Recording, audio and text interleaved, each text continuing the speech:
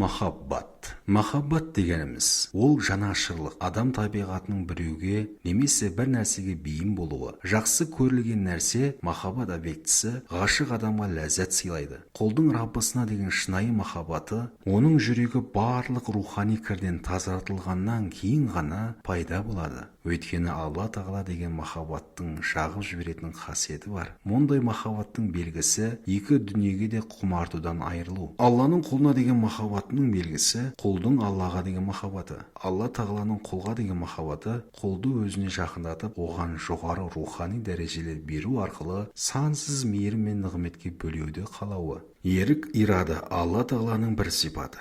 Бірақ бұл сипат байланысты затына қарай түрліше айтылады. Ерік жалпы игіліктерге байланысты болса, ол рахымдылық, рахма деп аталады. Ал егер ерекше игіліктерге байланысты болса, онда ол махаббат деп айтылады. Аллаға ғашықтар үшке бөлінеді: қарапайым адамдар, таңдаулылар және арнайы таңдалғандар. Кімде-кім Алла Тағаланы қатты жақсы көрсе, оны бәрі жақсы көреді. Бүкіл мұсылман жамағаты бір ауыздан Аллаға және пайғамбарға саллаллаху алейхи вассалам деген махаббат әрбір мүминнің жеке міндеті екенін мақұлдайды. Алла елшісі саллаллаху алейхи вассалам Алла Тағала өз құлын жақсы көргенде: "Ей Жебірейіл, мен мына құлымды жақсы көрдім, сен де оны жақсы көр" дейді. Сонда көктегі барлық жаратылыс бұл адамды жақсы көреді де, содан кейін жердегі барлық адам оны қабылдайды. Пайғамбарымыз саллаллаху алейхи вассалам Алла Тағаланың "Мен құлдың жүрегіне үңіліп, бұл жерде дүниеге деген сүйіспеншілікті таппасам, оның жүрегін маған деген сүйіспеншілікке толтырамын" деген сөзін жеткізген. Пайғамбарымыз саллаллаху алейхи вассалам Аллаға деген махаббаттың белгісі оны еске алуға деген сүйіспеншілік дейді. Махаббат туралы нақылдар.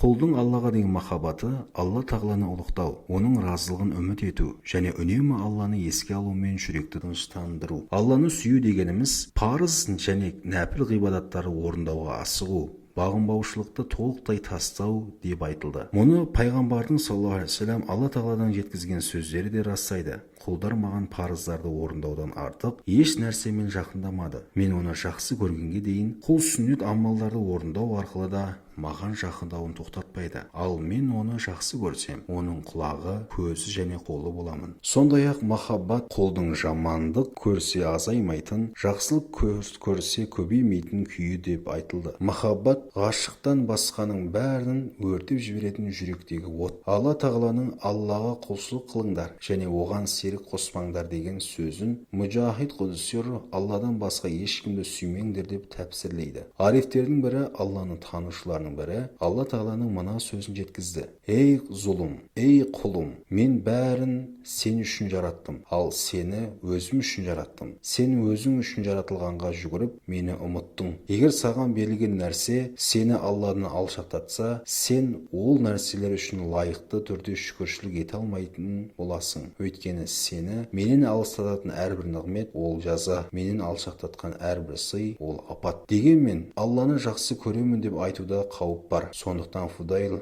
Құдсир: "Егер сенен Алла Тағаланы жақсы көресің бе?" деп сұраса, үндеме. Өйткені болымсыз жауап берсең, иманнан айырыласың. Ал егер оң жауап берсең, сенің бойыңда Алланы жақсы көретіндерге тән қасиет бар ма, білмейсің. Сондықтан Алланы қаһарынан қорқыңдар дейді. Дін ғалымдарының бірі, жәннатта ең жоғарғы нығмет Алла Тағаланы танып, жақсы көргендерге арналған. Жаһаннамда ең ауыр азап Алланы танып, жақсы көреміз деп айтып, өздерінде мұндай қасиет болмағандарға арналған.